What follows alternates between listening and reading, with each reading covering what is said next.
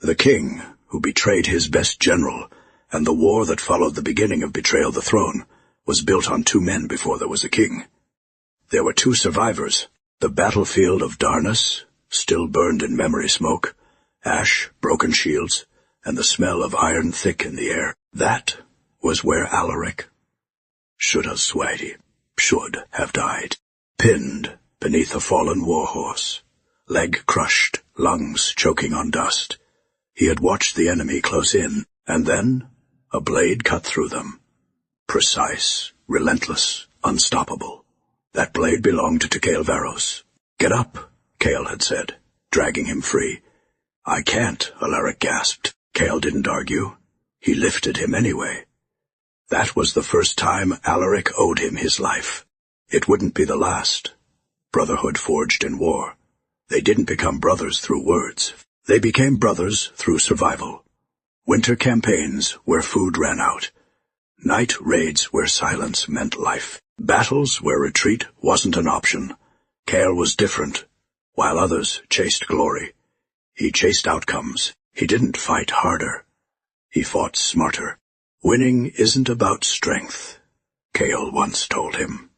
"It's about making the other man lose before the fight begins." Alaric remembered that. He remembered everything, especially this without Cale. He would have been forgotten. The rise to power years later, when the old king fell. The kingdom fractured. Nobles fought. Armies split. Chaos spread.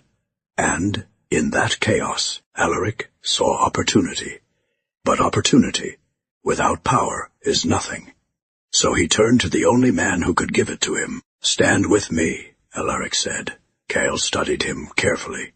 "This isn't a battle," Cale replied. "It's a war for a crown, I know. And if you win—" Alaric didn't hesitate. "You'll stand beside me." Cale held his gaze. Long, silent. Then he nodded. That decision changed the kingdom forever. The king and his general, the war for the throne, lasted 2 years. 2 years of calculated strikes, ambushes, sieges. Every move designed by Cale, every victory credited to Alaric. Until, finally, the capital fell, and Alaric was crowned king. The people cheered. The nobles bowed. And standing at his right hand was General Cale Varos. Not just a soldier, not just a commander, the architect of the throne itself, peace. And the problem it created, for the first time in decades, Valinor knew peace. Trade routes reopened, cities rebuilt. The army stood strong, and Kyle, he became something more than a general. He became a symbol. Soldiers followed him without question, not because they feared him, but because they believed in him, and belief is more powerful than fear. The first whisper the court noticed, especially one man, Lord Maudmaric, advisor to the king. Master of quiet influence, he never raised his voice. He didn't need to. "Your Majesty," Maric said one evening, "do you trust your general?" Alaric frowned. "With my life." Maric smiled slightly. "And your throne?" Silence. That was all it took. The seed of doubt at first. Alaric dismissed it. Kyle would never betray him. He knew that. He believed that. But doubt? Need proof. It only needs repetition. The army listens to him first. Malray continued days later. They cheer his name. They follow his orders without question. Talarud, that is his role. Morek nodded. Of course, a pause. Then, but roles can change. The moment that changed everything, the turning point, came after a victory. A rebellion in the south, crushed in 3 days. 3 days. When Cale returned, the city erupted. Crowds filled the streets. Voices rose, loud, unified. Cale, Cale, Cale, not the king. Cale. Alaric stood above them, watching, and something shifted. For the first time, he saw the truth he had been avoiding. The kingdom obeyed him, but it belonged to Cale. Fear disguised as logic that night. Alaric couldn't sleep. Malek found him alone. "You see it now. You see it now," the advisor said quietly. Alaric didn't respond. "He doesn't need to betray you," Marek continued. "He already holds the power. He would never take the throne." Marek stepped closer. "He doesn't have to." Silence filled the room. Then Marek delivered the final blow. "All it takes is for others to want him to." The decision fear rarely feels like fear. It feels like necessity. "You must secure your reign," Marek said. Alaric closed his eyes. "This is madness." "No," Marek replied. "This is survival." And in that moment, the king made his choice. The summoning Cale was called to the throne room. No urgency. No warning. Just a request. He entered as he always did. Calm, confident, loyal. "You sent for me," Cale said. Alaric didn't look at him. Not immediately. When he finally did, something was different. Cold. Distant. Unfamiliar. And then, sees him. The betrayal. Steel rang out. Guards surrounded him. Weapons drawn. Cale didn't move. Didn't resist. He just looked at Alaric. "Explain." Alaric's voice was steady. "You are accused of treason." Silence. Then Cale laughed. Short, sharp, unbelieving. "You're serious." No one spoke. And that silence was Laurata Wati Minjitona. The fall of a legend and the trial was swift. Too swift. Evidence appeared.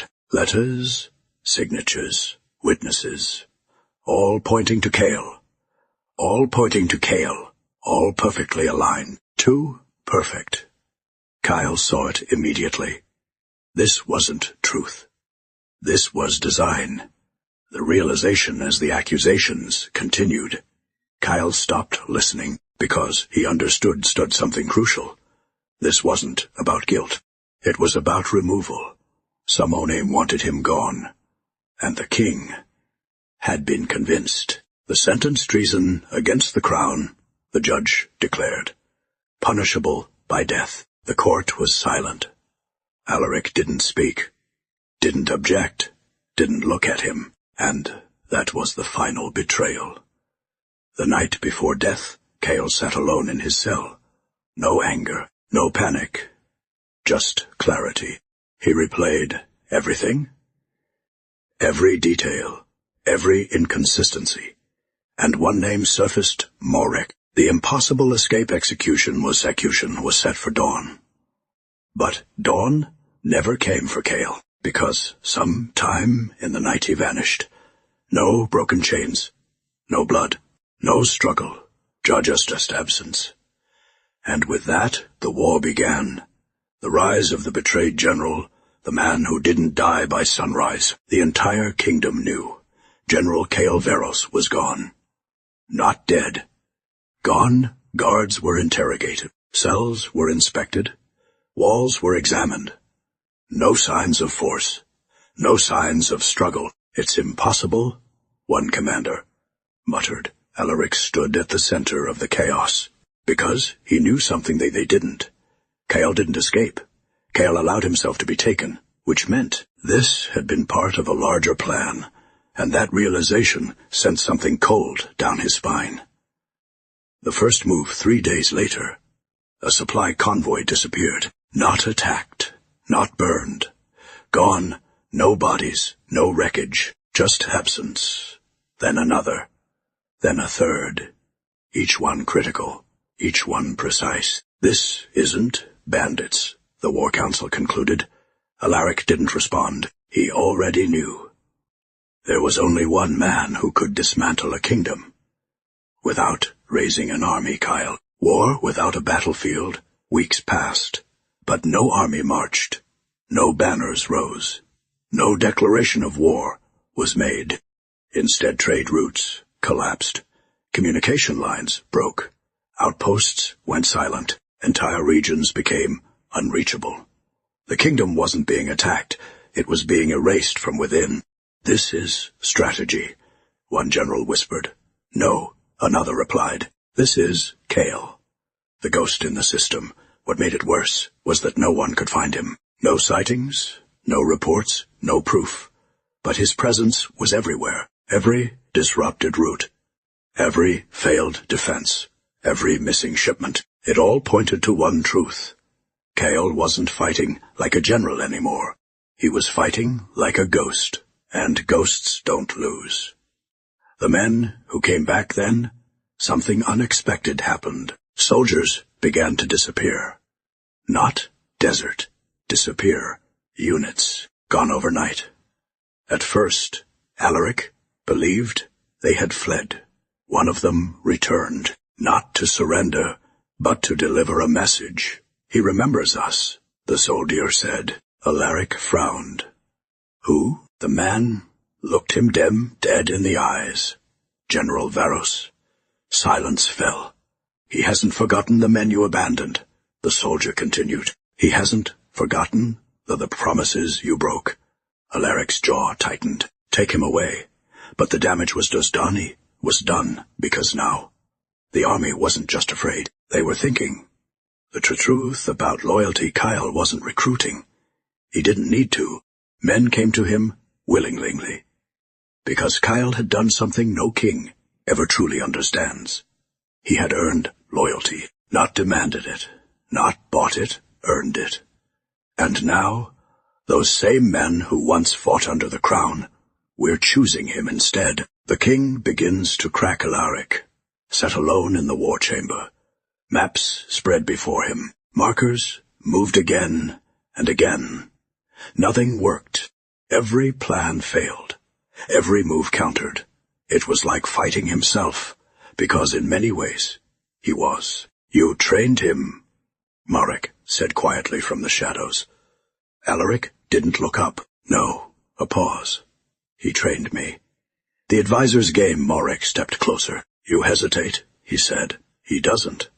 He's dismantling your kingdom piece by piece." Alaric clenched his fists. "What do you suggest?" Marek smiled slightly. "Force him into the open." "How?" "Take something he cannot ignore." The bait, the next move, shocked the kingdom. Alaric ordered the arrest of former soldiers. Men who had once served under Kale, publicly, brutally. "If he wants loyalty," Marek said, "make him watch it." It was cruel, calculated. And it worked, because for the first time, Kale responded directly. The first strike had happened at night. Silent, fast, precise. The prison holding the captured soldiers was breached, not attacked. Breached. Guards neutralized without alarm. Locks opened without damage. No chaos. No noise. Just efficiency. By morning, every prisoner was gone, and carved into the prison gate a single symbol, Kale's mark.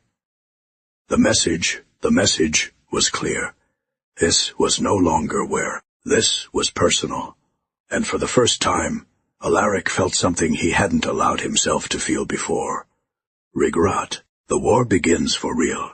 The next attack wasn't quiet. It wasn't subtle. It was war. Kale struck a major military outpost, not to destroy it, but to prove something. His forces moved like a single mind, flanking, adapting, predicting. It was over in minutes, and when the dust settled, he was gone again, leaving behind something unexpected. Survivors to tell the story. The fear spreads the kingdom changed. Fear replaced confidence. Whispers replaced loyalty. And one question echoed everywhere. If Kale can do this, what else can he do? The king's breaking point, Alaric finally said it out loud. In front of his council, I made a mistake. The room froze. Marek's expression didn't change, but his eyes sharpened. We can still win, Marek said quickly. Alaric shook his head. No. A long pause. I betrayed the wrong man. The hidden truth far from the capital. Kale stood before a fire, documents spread out. Evidence gathered, patterns connected, and the truth finally complete. "This was never about me," he said quietly. One of his men frowned. "Then, what is it about?" Cale's eyes hardened. Control, the real enemy revealed piece by piece. The truth emerged. The letters used to frame him, forged. The witnesses, paid. The evidence constructed. All leading back to one man, Malric the Vizier, the puppet master, the one who had manipulated the king, and the kingdom. That changes everything. Cale didn't celebrate, because this changed everything. This wasn't revenge anymore. This was something bigger. "If I kill the king," Cale said slowly, "nothing changes." His men looked confused. "So, what do we do?" Cale's voice dropped. "We expose the truth, the real war. This was no longer about armies, or territory, or power. This was about something far more dangerous. Truth, because truth destroys everything built on lies." The storm breaks war was no longer hiding in the shadows. It arrived openly. Banners rose across the outer regions. Supply lines collapsed completely. Entire cities stopped answering to the crown. And, for the first time, Kyle Veros marched in the open. Not as a fugitive, not as a ghost, but as a commander once again. Only this time, he wasn't fighting for the kingdom. He was forcing it to face itself. 2 armies, 1 mind. What made the war terrifying was not Cale's numbers. It was his understanding. Every general Eric sent against him had once been trained by Cale. Every formation they used, every strategy they relied on, Kyle had created them. So, when they marched against him, they weren't fighting an enemy. They were fighting their own reflection. And reflections don't lose. The first great battle, the armies clashed at Ravenspire Field. A wide, open expanse, perfect for large-scale combat. Alaric's generals were confident. They had numbers, position, terrain advantage. Everything favored them, until the battle began. Kyle didn't attack head-on. He never did. Instead, he let them commit, let them believe they were winning, and then he broke them. Flanks collapsed, lines shattered, commands disrupted. Within hours, the king's army was no longer an army. It was chaos, and chaos can Cale. Garnitin. Victory. Without celebration, Cale stood on a ridge overlooking the battlefield. Smoke rising, men retreating. Silence settling. One of his commanders approached. Cale didn't respond. "Why not finish them?" the man asked. "They're broken." Cale's voice was calm. "No." A pause. "If I destroy them, I become the enemy they believe I am." The commander frowned. "Then what is this war for?" Cale looked out at the horizon. "For truth." The kingdom starts to collapse back in the capital. Panic spread. Defeat after defeat. No clear enemy. No clear victory. And worse, rumors, whispers, that Cale was not a traitor. Whispers that something was wrong. That the war should never have happened. Alaric heard them. Every word. And each one cut deeper than the last. The king's guilt late at night. Alaric stood alone in the throne room. The crown rested beside him, untouched, heavy. For the first time since taking it, it felt like a burden. "I trusted you," he said quietly. He wasn't speaking to anyone present. He was speaking to Cale, or maybe to himself. Marek tightens. His grip. Marek entered without being announced. "As always, Your Majesty," he said smoothly. "Hesitation is costing us everything." Alaric didn't turn. "This war shouldn't exist." Marek stepped closer. "And yet it does." A pause. "You cannot undo it." Alaric finally looked at him.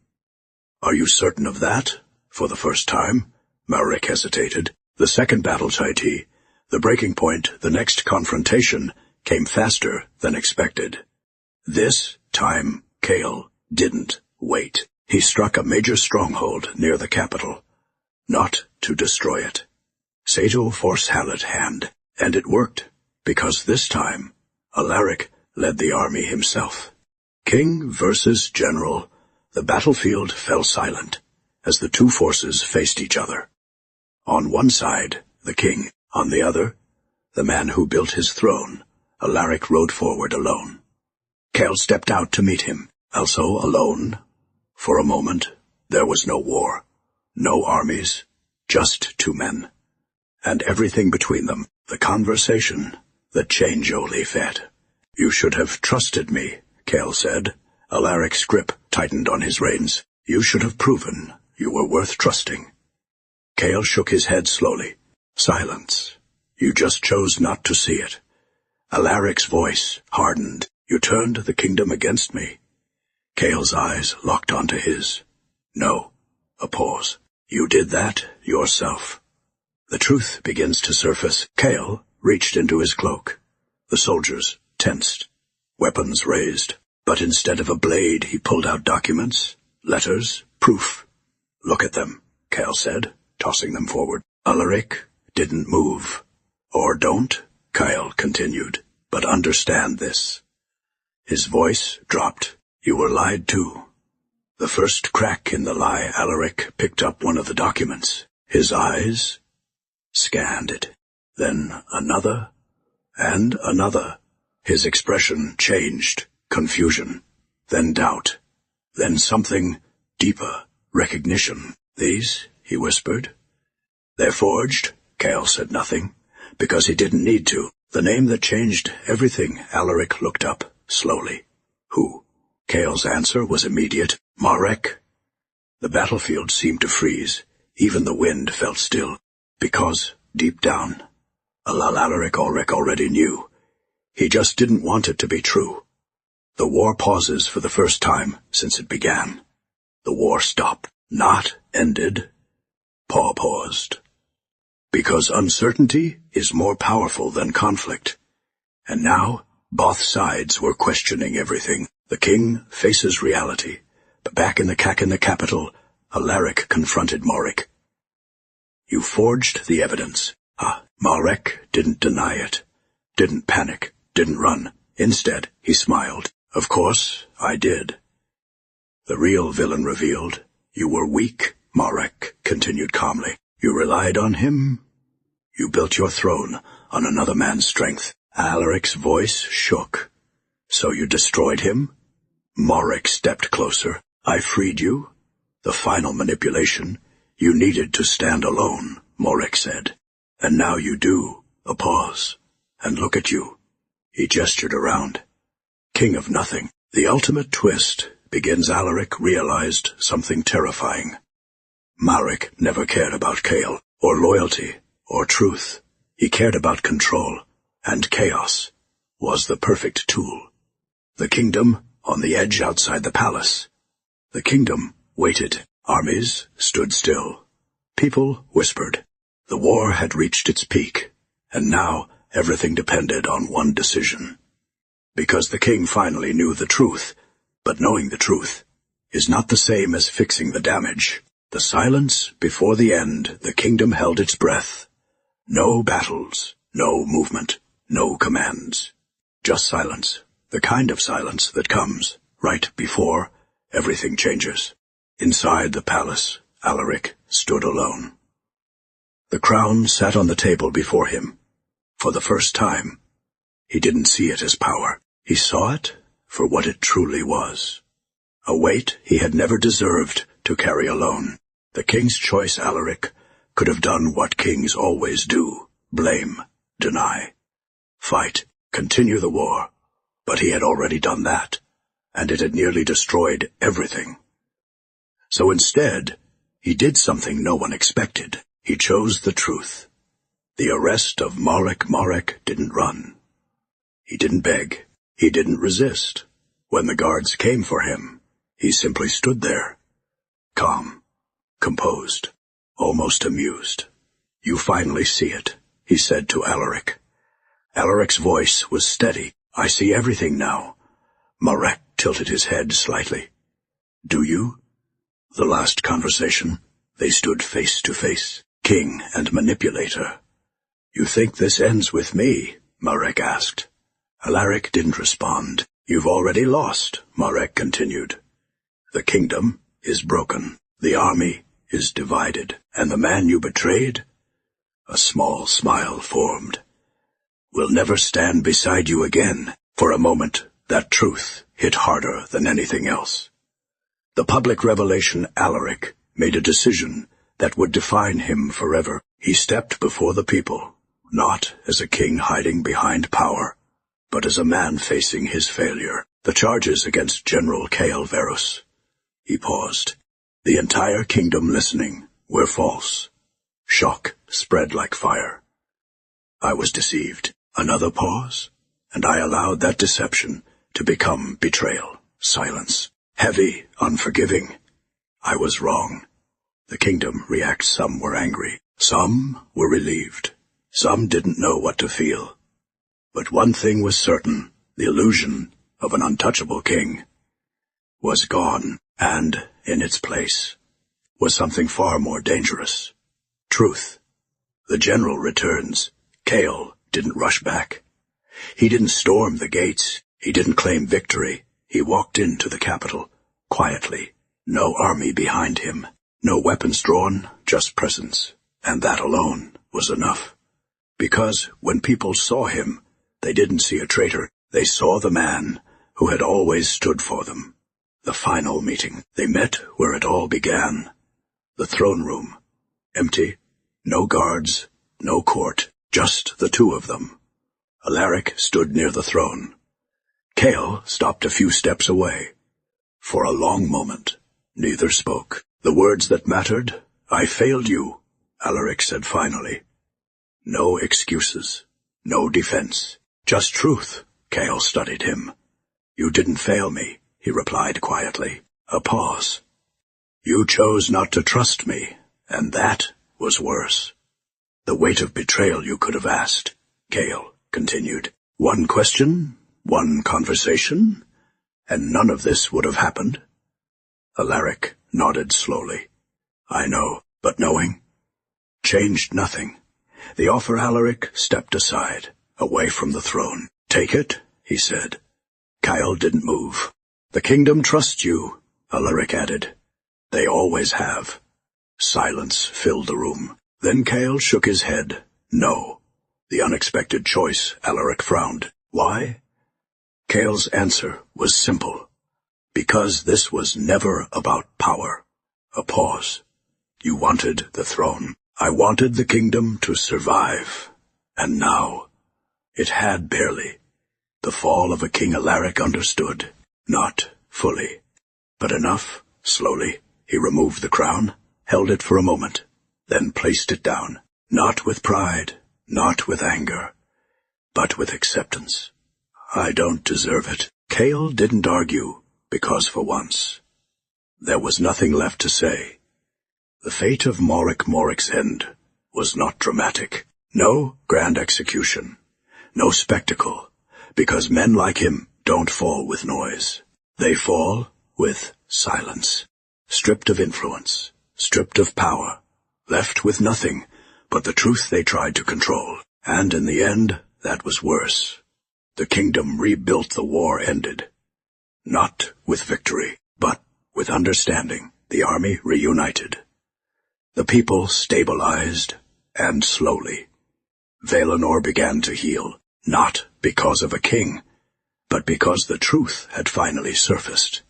The man who walked away. Cael didn't stay, didn't take a title, didn't claim authority, because he understood something most never do.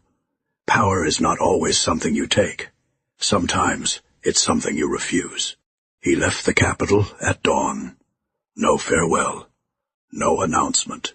Just gone. Again. The final realization, years later, people would still tell the story.